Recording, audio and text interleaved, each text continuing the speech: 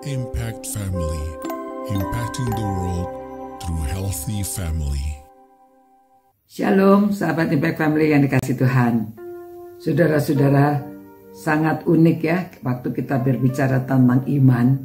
Iman itu bukan sekedar percaya begitu saja, namun yang dialami oleh nabi-nabi dari zaman dahulu yang sudah kita bicarakan ini, waduh imannya luar biasa.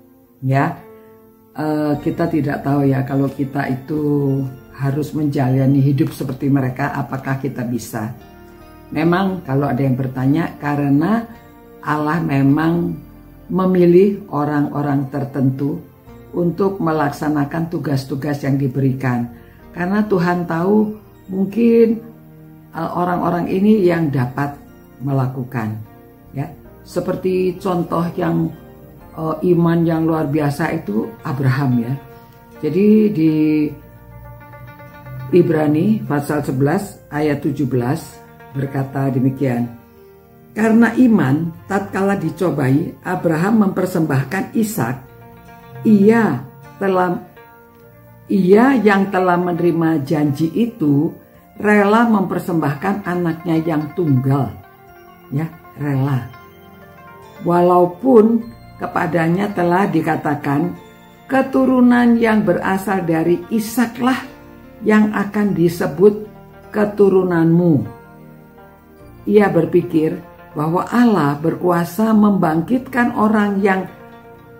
orang-orang sekalipun dari antara orang mati, dan dari sana ia seakan-akan telah menerimanya kembali.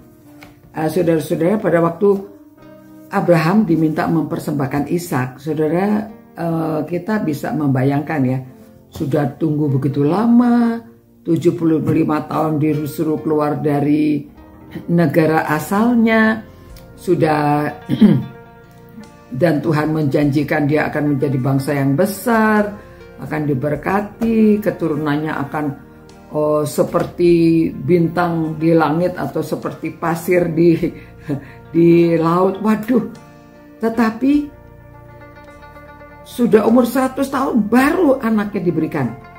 Entah mengapa, tetapi itu yang terjadi. 25 tahun dia baru mendapatkan anak yang dijanjikan, ya, Ishak. Nah, setelah dia tahu, oh ternyata memang Tuhan memberikan, walaupun hal yang tidak mungkin, orang yang sudah 100 tahun itu bisa mempunyai anak ya, apalagi Sarahnya itu sudah 90 tahun, itu bagaimana ya, sudah tua sekali, tetapi toh dia bisa mempunyai anak. Jadi memang imannya itu, jadi dia sudah luar biasa percayanya. Namun sekarang anaknya disuruh mempersembahkan lagi. Ya, katanya itu anak perjanjian, anak yang dijanjikan dari dia keturunannya. Tapi sekarang disuruh mempersembahkan. Tapi saudara, kita lihat ya, dia begitu taatnya. Ya sudah, diberikan saja. Ya, dia naik ke gunung Moria, lalu dia siapkan. Pada waktu Ishak bertanya, ayah, ini kayunya sudah ada, semua ada, mana dombanya? Abraham menjawab, ya nanti Tuhan yang menyediakan. Padahal hatinya, aduh seperti apa ya hatinya, padahal dia tahu Tuhan mintanya anaknya.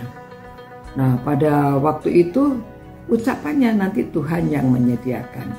Nah kemudian sungguh ya, setelah pada waktu dia akan membunuh anaknya, ternyata Abraham, ya, jangan kamu membunuh anak itu. Nah dari situ dia lihat, dia menoleh ada kambing, ada domba ya yang tersangkut di semak-semak, dan disitulah dia mengatakan Yehovah Jireh ya, Allah yang menyediakan. Nah pengalaman itu saudara menguatkan sekali, dan kita pun yang membacanya, kita pun yang mendengarkan cerita ini, kita juga tahu ya Tuhan yang akan menyediakan. Namun dalam kehidupan kita berani tidak kita sudah berdoa, dan kita kan sudah berdoa, jalankan saja nanti Tuhan yang akan menyediakan, Tuhan yang akan melakukan. Saudara, kita seharusnya ya harus berani ya. Justru anak-anak itu yang berani. Pada waktu saya ingat almarhum Pak Edi juga demikian ya. Pada waktu mereka akan mulai gabungan gereja baptis, tadinya segala sesuatu itu disediakan oleh utusan Injil. Ya, gereja-gereja dibangunkan atau diberi tanahnya, dibelikan, seminari, tenaga-tenaga juga kebanyakan uang itu dari misionaris. Kalau kita mandiri, ada GGBI, apakah kita mampu? Ya, jadi bagi Pak Edi ya kan kita sudah berdoa. Nanti Tuhan yang menyediakan.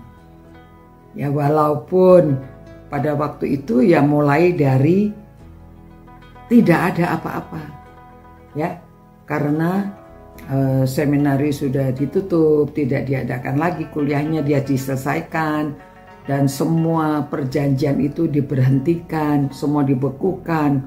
Wah, mencekam pada waktu itu ya.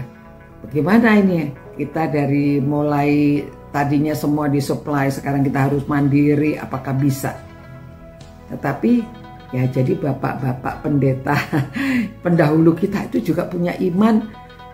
Mungkin tidak sebesar Abraham ini ya, tetapi dari cerita Abraham ini mereka mengerti Tuhan akan menyediakan.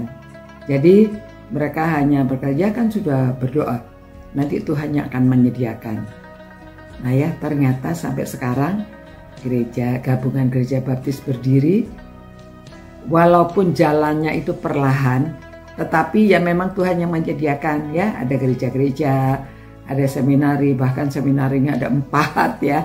Dan walaupun tidak cukup, pendeta-pendetanya masih kurang, ya kita percaya saja nanti Tuhan yang menyediakan. Ya, jadi dalam hidup sehari-hari, marilah kita berani juga kalau kita sudah berdoa dan kita tahu kita menjalankan kehendak Tuhan, kita harus berani mengatakan, kan kita sudah berdoa, nanti Tuhan yang menyediakan, ya.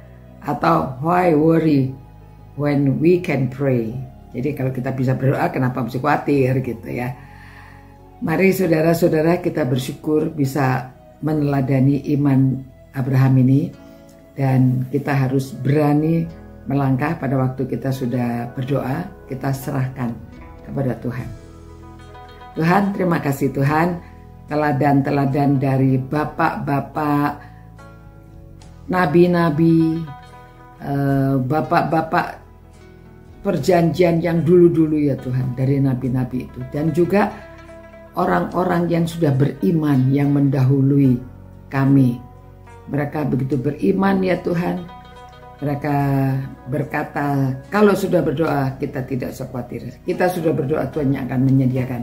Terima kasih Tuhan. Biarlah semua orang yang merenungkan firman-Mu ini dapat menjalani imannya. Kalau kami sudah berdoa, kami serahkan ke dalam tangan Tuhan dan kami mengikuti kehendak Tuhan. Ampuni segala dosa dan kesalahan kami Tuhan, supaya kami hidup berkenan kepada Engkau dan kami dapat menyenangkan hati-Mu. Demi nama Yesus kami berdoa. Amin. Ya saudara-saudara, marilah kita menjalani iman ini. Kalau sudah berdoa, ya sudah, jangan khawatir ya, Tuhan menyediakan. Sampai jumpa pula. God bless you. Ciao. Impact Family, impacting the world through healthy family.